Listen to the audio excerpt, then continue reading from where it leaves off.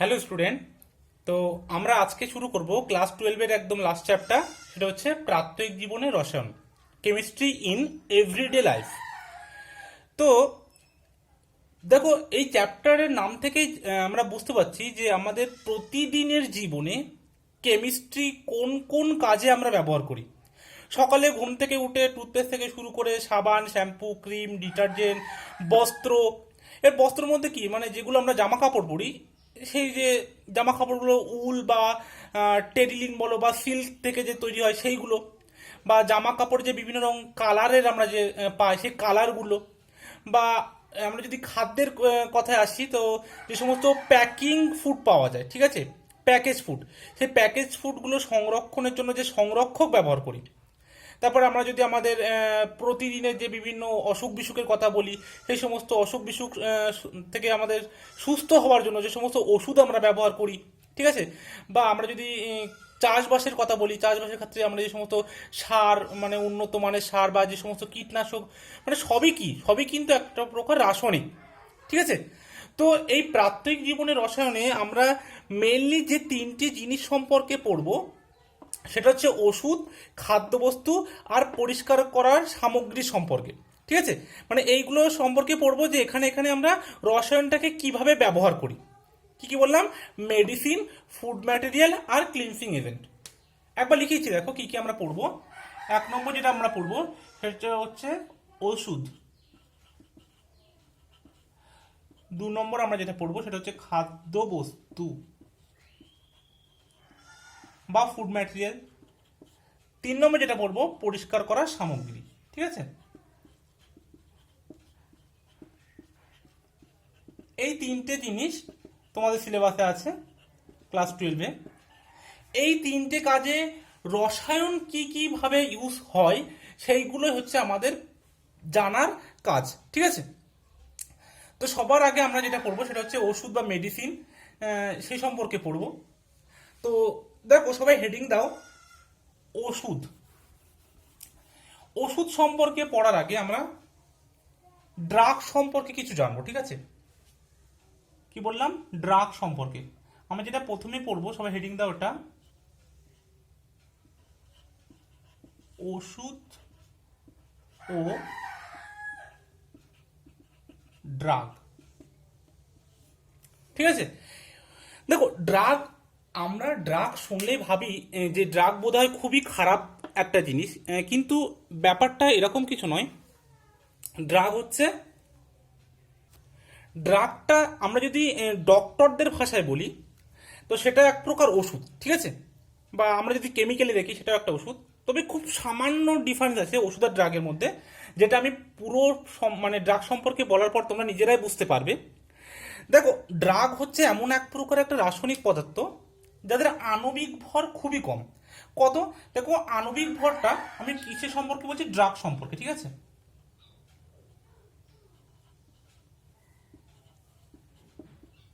Drug, ড্রাগটা বললাম এক প্রকার, এটা কি?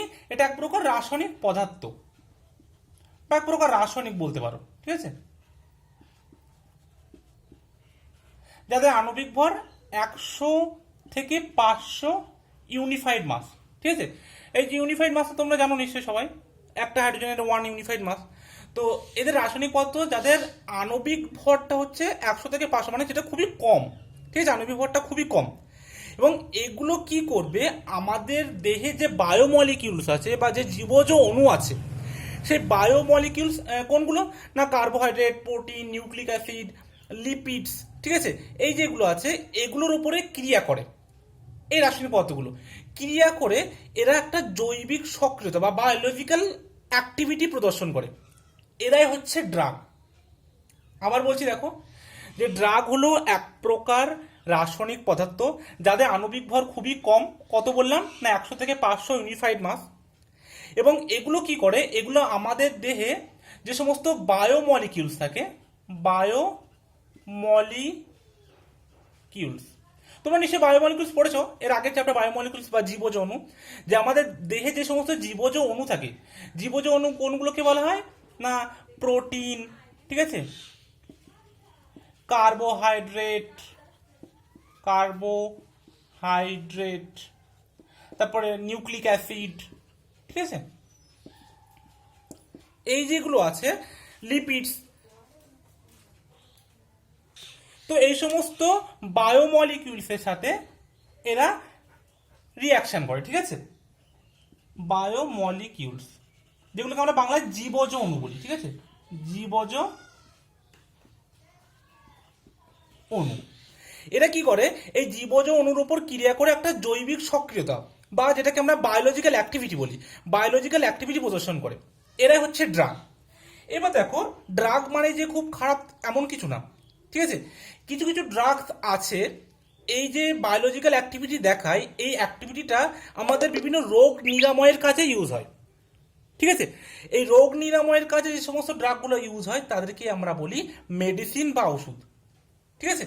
মানে বললাম কি, যদি এই ড্রাগের মধ্যে একটা ভাগ আছে, যে সমস্ত ড্রাগগুলো রোগ নিরাময়ের কাজে ব্যবহার করা হয়, ঠিক আছে, রোগ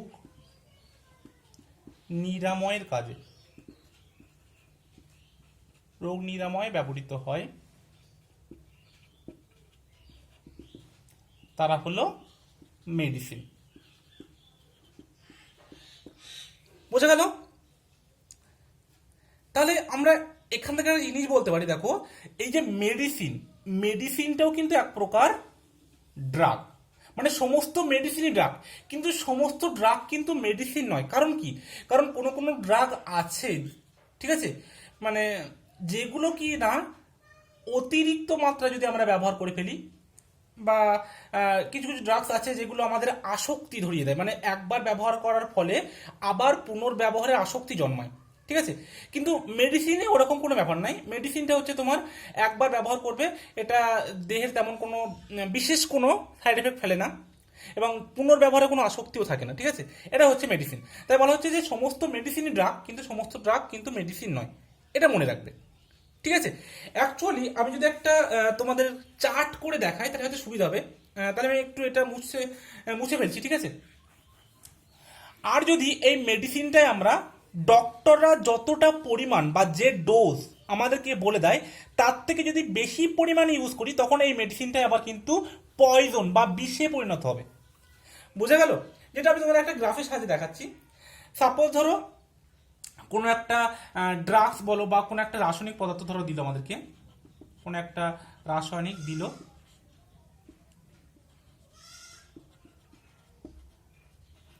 ঠিক আছে। কোনো একটা রাসায়নিক পদার্থ নিলাম যাদের মাস কত বললাম না, 100 থেকে 500 ইউনিফাইড মাস। এবার এটা কি করবে, এটা আমাদের শরীরে যাবে, শরীরে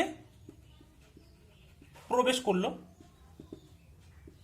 এই শরীরে প্রবেশ করার পর এরা কি করে, এরা হচ্ছে আমাদের শরীরের মধ্যে গিয়ে একটা জৈবিক সক্রিয়তা, জৈবিক সক্রিয়তা প্রদর্শন করে, ঠিক আছে। জৈবিক সক্রিয়তাটা প্রদর্শন করে। এই জৈবিক সক্রিয়তা একটা পজিটিভও হতে পারে, ঠিক আছে, পজিটিভ প্রতিক্রিয়া হতে পারে, একটা নেগেটিভও হতে পারে। পজিটিভ প্রতিক্রিয়া,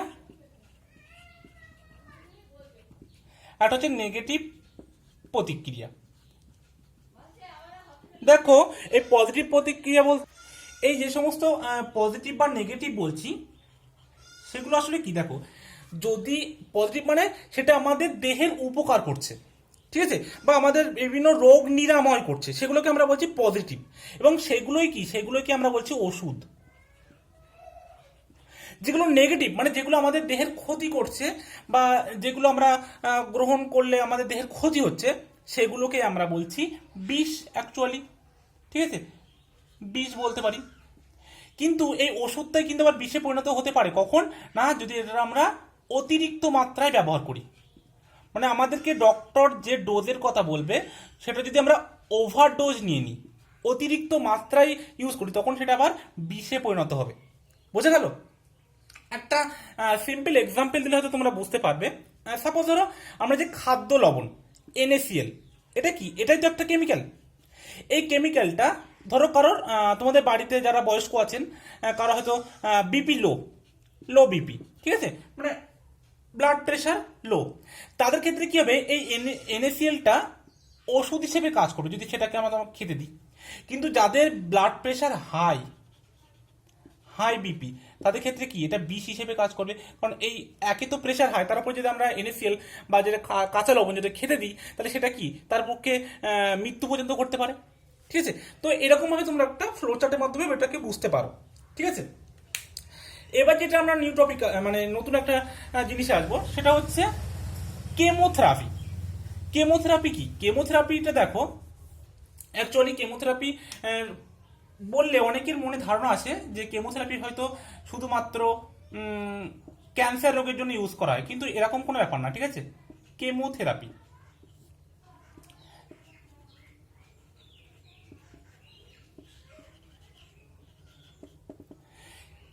কেমোথেরাপিটা অ্যাকচুয়ালি কি, সাপোজ ধরো তোমার কোনো একটা অসুখ হয়েছে, এবার ওই অসুখের জন্য কোনো একটা উপযুক্ত রাসায়নিক পদার্থ আমরা ব্যবহার করব, এবং ব্যবহার করার পর দেখা যাচ্ছে দীর্ঘদিন ইউজ করার পরে আমরা সেটা থেকে মুক্তি পেলাম।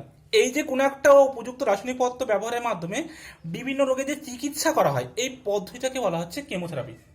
কি বললাম, ধরো কোনো একটা ওষুধ আমরা নিলাম, ওষুধ নিয়ে আমাদের রোগ নিরাময় হলো। ঠিক আছে, রোগ নিরাময়, এই ওষুধ থেকে কোনো একটা রোগ নিরাময় হলো। তাহলে এই যে ওষুধ থেকে আমরা দীর্ঘদিন ব্যবহার করছি, ঠিক আছে, দিনের পর দিন ব্যবহার করছি ধরো, কারণ একদিনে তো ওষুধ খেলে সেরে যায় না। তাহলে এই ওষুধ দিনের পর দিন ব্যবহার করার ফলে আমরা যে কোনো একটা রোগের চিকিৎসা করছি, এই যে প্রসেস, এই পদ্ধতি, এই পদ্ধতিকে বলা হয়, এই যে প্রসেসটাকে আমরা বলি কেমোথেরাপি। বুঝে গেল? অ্যাকচুয়ালি কেমো আসে কোথা থেকে, রাসায়নিক থেকে। থেরাপি মানে যেখান থেকে আমাদের উপকার হয়, উপকার বাংলায় বলতে পারো উপকার বা থেরাপেটিক ভ্যালু। ঠিক আছে, যেটা থেকে আমাদের রোগের চিকিৎসা করা হয়। কেমো মানে রাসায়নিক, থেরাপি মানে উপকার, মানে রাসায়নিক থেকে উপকার পাচ্ছি।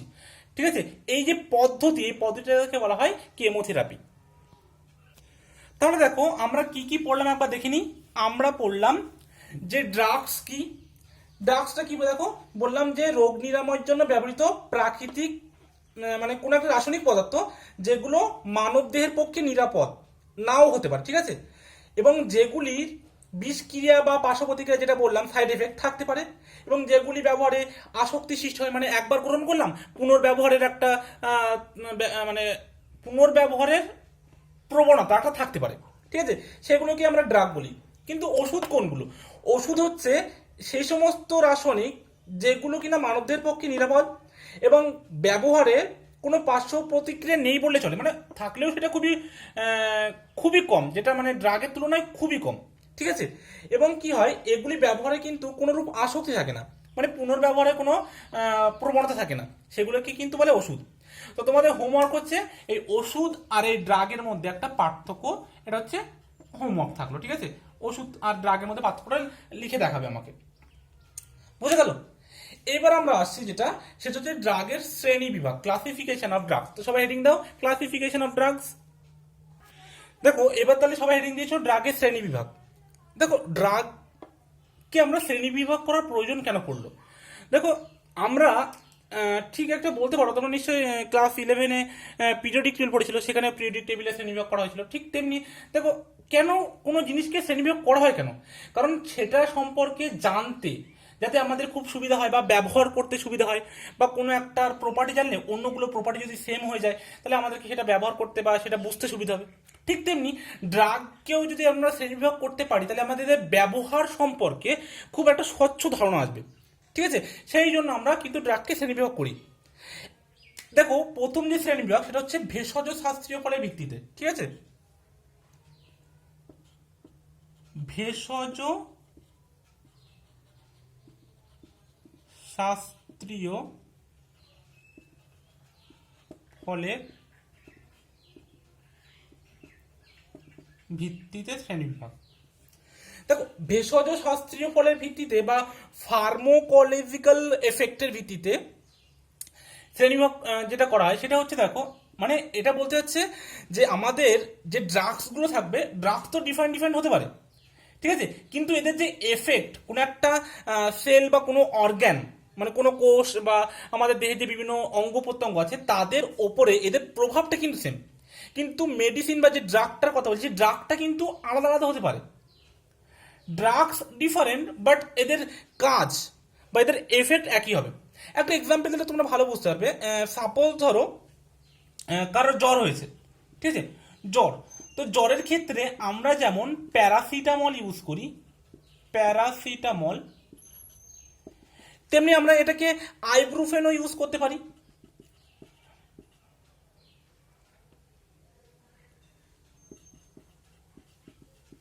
ঠিক আছে, আইবুপ্রোফেন।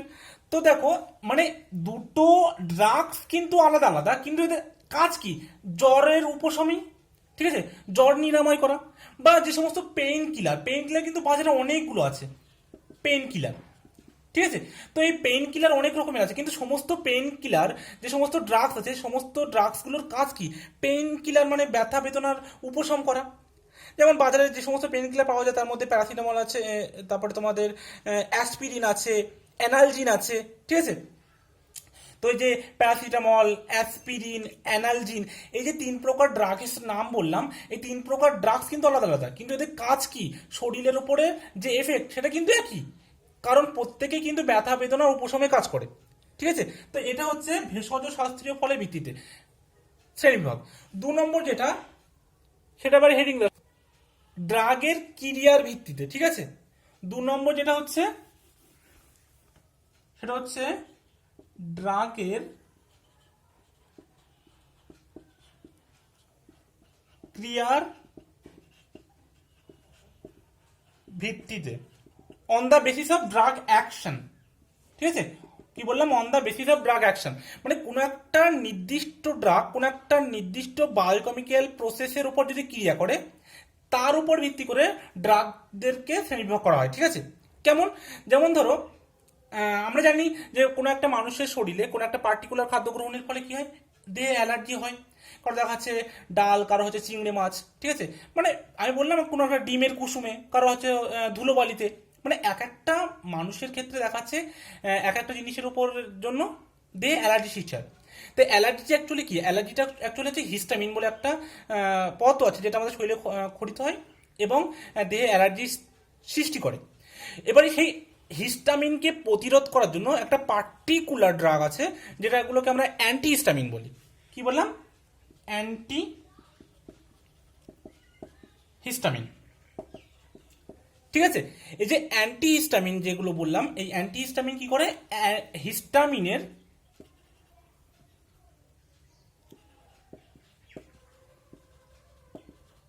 হিস্টামিনের যে এই ক্রিয়াকে প্রতিরোধ করে।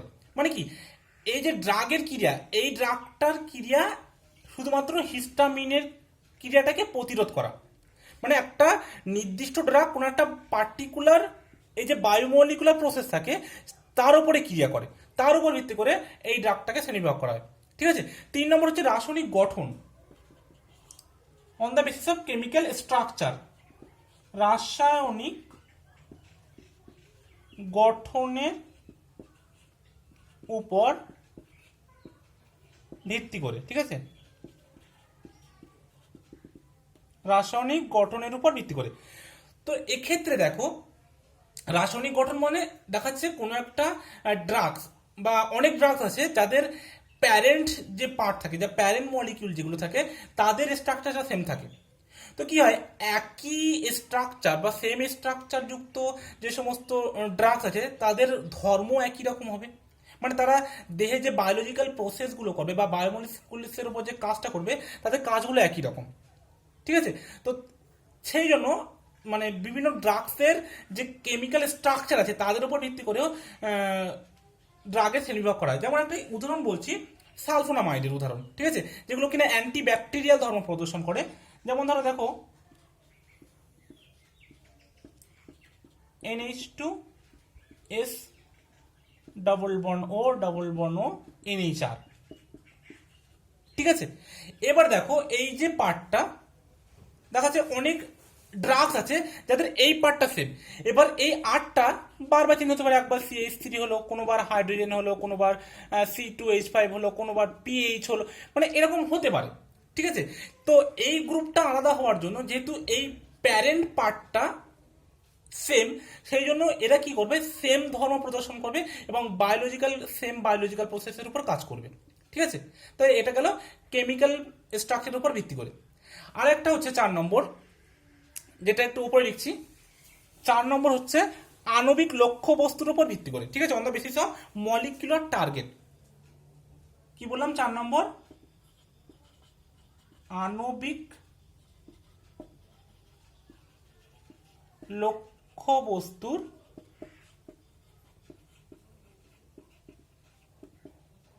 ভিত্তিতে। ঠিক আছে, দেখো অ্যাকচুয়ালি কি করে, আমরা যে সমস্ত ড্রাগস আমরা শরীরে গ্রহণ করি, সেই সমস্ত ড্রাগসগুলো কার উপর কাজ করে? বায়োমলিকুলসের উপর কাজ করে। ড্রাগসগুলো কি করে, যে ড্রাগসগুলো আমরা নিই তারা কাজ করে কার উপরে? না, বায়োমলিকিউলস। বায়োমলিকিউলস বা যেগুলোকে আমরা জীবজ অণু বলি। এই বায়োমলিকিউলস কোনগুলো? Carbohydrate, proteins, lipid, nucleic acid, এইগুলোর উপর ক্রিয়া করে। এইবার কোন ড্রাগস কার উপরে পার্টিকুলারলি কাজ করবে, মানে এদের টার্গেট কোনটা, এগুলোকে বলা হয়, এই বায়োমলিকুলসগুলোকে বলা হয় টার্গেট মলিকিউলও বলা হয়। ঠিক আছে, টার্গেট মলিকিউল মানে এই যে কার্বোহাইড্রেট, প্রোটিন, লিপিড, এটা হচ্ছে টার্গেট মলিকিউল। এই ড্রাগসগুলো যদি লিপিডের উপরে কখনো টার্গেট করতে পারে, টার্গেট মলিকিউল লিপিড হতে পারে, কখনো প্রোটিন হতে পারে টার্গেট মলিকিউল। এই যে এক একটা ড্রাগসের জন্য এক একটা নির্দিষ্ট টার্গেট মলিকিউল আছে, এদের উপর ভিত্তি করেও কিন্তু ড্রাগের শ্রেণীবিভাগ করা হয়। ঠিক আছে, এটা মনে রাখবে। তাহলে এই 4টে শ্রেণীবিভাগ পড়লাম আমরা। ঠিক আছে, কি কি পড়লাম না, ভেষজ শাস্ত্রীয় ফলের ভিত্তিতে, মানে on the basis of pharmacological effect. 2 নম্বর পড়লাম ড্রাগের ক্রিয়ার উপর ভিত্তি করে, একটা মানে on the basis of drug action. 3 নম্বর পড়লাম রাসায়নিক গঠনের উপর ভিত্তি করে on the basis of chemical structure. আর যেটা 4 নম্বর পড়লাম আণবিক লক্ষ্যবস্তু উপর ভিত্তি করে। ঠিক আছে, on the basis of molecular target. এই বায়োমলিকিউলস গুলোকে কি বলা হয় না, ড্রাগের টার্গেট বলা হয়। ঠিক আছে, এটা মনে রাখবে, টার্গেট বলা হয়। ড্রাগের টার্গেট কাদের? না, বায়োমলিকুলস গুলো, যে carbohydrate, protein, lipid, nucleic acid, এগুলোকে। ঠিক আছে, দেখো একটা কথা এখানে বলি, এই চ্যাপ্টারটা তোমাদের মনে হতে পারে যে খুব একটা বোরিং লাগছে বা অনেকটা থিওরি বেসিস। তো দেখবে তোমরা এক কাজ করবে, তোমরা সবসময় কোনো একটা জিনিস চার্ট ভাবে পড়বে। ঠিক আছে, চার্ট করে করে, তাহলে দেখবে জিনিসটা বুঝতে অনেকটা সুবিধা হবে। ঠিক আছে, মানে যাই পড়বে একটা চার্ট বানিয়ে নেবে। আমি যেমন চার্ট করেছিলাম আগেরটা, ওরকম চার্ট বানাবে, তাহলে দেখবে তোমাদের পড়তেও সুবিধা হবে বা মনে রাখতে অনেকটা সুবিধা হবে। ঠিক আছে, আর পড়তে কিন্তু ইন্টারেস্টিং লাগবেই, কারণ বাড়িতে কোনো ছোটোখাটো কারো ব্লাড প্রেশার হয়ে গেল বা হাই হলো, বা ব্লাড প্রেশার লো হলো, বা কারো জ্বর হলো, বা কারোর ব্যথা বেদনা স্টার্ট হলো, তো সেক্ষেত্রে আমরা নিজেরাই বলে দিতে পারবো এই চ্যাপ্টার থেকে পড়ে যে এই মেডিসিন নিতে। ঠিক আছে, মানে আমরা বলতে পারি ছোটোখাটো ডাক্তারই হয়ে গেলাম এই চ্যাপ্টার থেকে। ঠিক আছে, এবার আমরা পড়বো ড্রাগ টার্গেট মিথস্ক্রিয়া। ঠিক আছে, কি পড়বো? ড্রাগ টার্গেট মিথস্ক্রিয়া। ড্রাগ টার্গেট মিথস্ক্রিয়া। ড্রাগ টার্গেট মিথস্ক্রিয়া, এই টার্গেট কি বললাম? টার্গেট কোনগুলোকে বলে? বায়োমলিকিউলস গুলো। ঠিক আছে, বায়োমলিকিউলস। বায়োমলিকিউলস কোনগুলো বলেছি? বলেছি প্রোটিন, লিপিডস, কার্বোহাইড্রেটস, বলেছি নিউক্লিক অ্যাসিড। ঠিক আছে, এগুলোকে বলা হচ্ছে বায়োমলিকুলস। আর এই বায়োমলিকুলস গুলো ড্রাগের টার্গেট হিসেবে কাজ করে। এবার দেখো আমাদের যে বায়োমলিকুলস গুলো আছে, এইগুলোই কিন্তু আমাদের শরীরে বিভিন্ন ক্রিয়া সম্পন্ন করে, মানে এরাই বিভিন্ন যে বায়োমলিকুল প্রসেস আছে, ঠিক আছে, সেই বায়োমলিকুল প্রসেসগুলোকে নিয়ন্ত্রণ করে। মানে কোনো একটা ড্রাগ নিলাম, তাহলে তার সাথে কারা ইন্টারাকশন করবে? এই বায়োমলিকুলসগুলো। বুঝে গেল? অ্যাকচুয়ালি দেখো আমাদের যে শরীর, সেই শরীরটা কিন্তু খুবই জটিল। মানে যতই আমরা বলি যে আমাদের শরীরে প্রোটিন আছে, নিউক্লিক অ্যাসিড আছে, কিন্তু শুধু প্রোটিন কিন্তু এক রকমের না, অনেক রকমের প্রোটিন আছে, অনেক রকমের নিউক্লিক অ্যাসিড আছে। ঠিক আছে, মানে যেটা আমাদের জানা মানে খুবই একটা টাফ ব্যাপার, মানে শরীরটা কিন্তু খুব একটা সহজ নয়। ঠিক আছে, এবার তাদের যে কাজ সেগুলো জানাটাও কিন্তু একটা খুবই সহজ না। তবুও আমরা যতটা জানতে পারি সেটা চেষ্টা চলছে এখনো, ঠিক আছে। এখন দেখা যাচ্ছে, দেখো আমাদের বিভিন্ন রোগের ঔষধ এখনো আবিষ্কার হয়নি। তার মানে কি, মানে সেই সমস্ত রোগের ঔষধ, মানে কোন ড্রাগটা নিলে কোন পার্টিকুলার বায়োমলিকিউলস তার উপর এফেক্ট করবে, তার উপর ভিত্তি করে কিন্তু বিভিন্ন রোগের ঔষধগুলো আবিষ্কার হয়। তো ঠিক আছে, ছেড়ে দাও ওগুলো। তো আমরা শুধু কি বলবো না, কোনো একটা পার্টিকুলার ড্রাগ কোনো বায়োমলিকুলসের উপর আন্তঃক্রিয়া করে, ঠিক আছে, সেইগুলো আমরা এখানে জানবো। দেখো, ড্রাগ টার্গেট ইন্টারাকশন মানে আমরা এখানে যেটা পড়বো, সব থেকে মেইন যে ইম্পর্টেন্ট যে আছে বায়োমলিকুলস, তার মধ্যে সব থেকে গুরুত্বপূর্ণ ভূমিকা পালন করে সেটা হচ্ছে প্রোটিন, ঠিক আছে। প্রোটিনস, এই প্রোটিনসগুলো দেখো কি কাজ করে। এই প্রোটিনসগুলো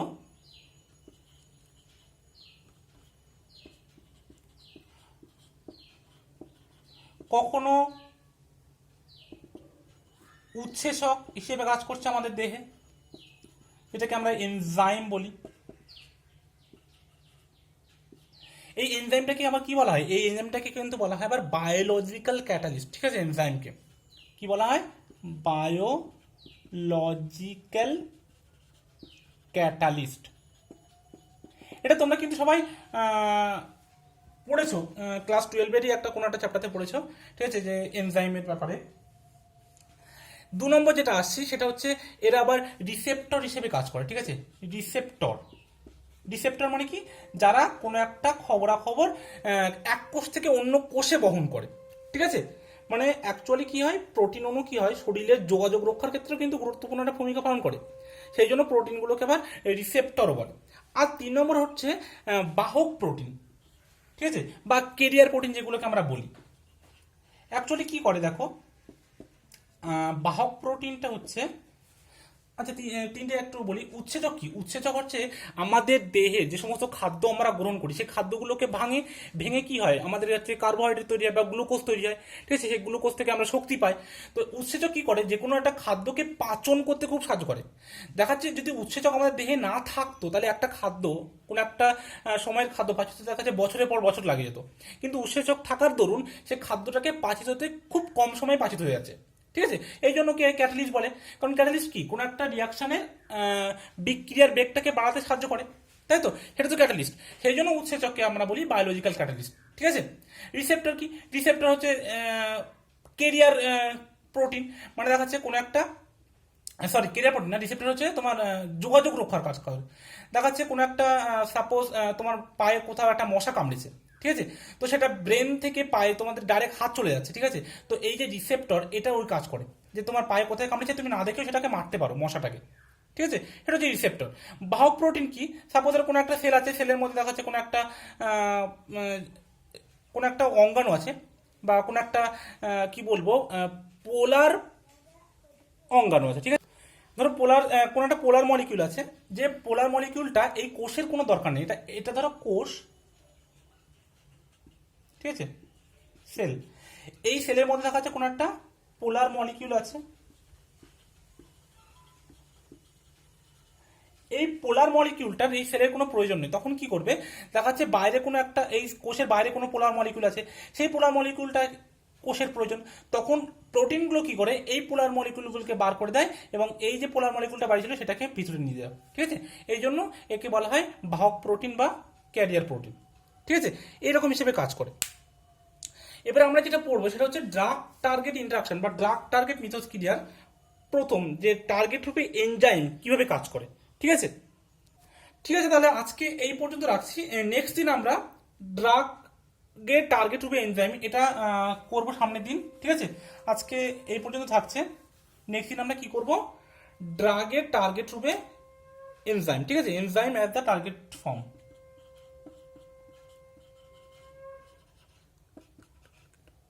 as the target of drug, এটা আমরা নেক্সট ক্লাসে করবো, ঠিক আছে। Enzyme as the target of drug, ড্রাগের টার্গেট রূপে এনজাইম। তো আজকে এই পর্যন্ত থাকলো। তো সবাইকে অসংখ্য ধন্যবাদ। আবার দেখা হবে আমাদের নেক্সট ক্লাসে। ততক্ষণ জন্য অল দ্য বেস্ট।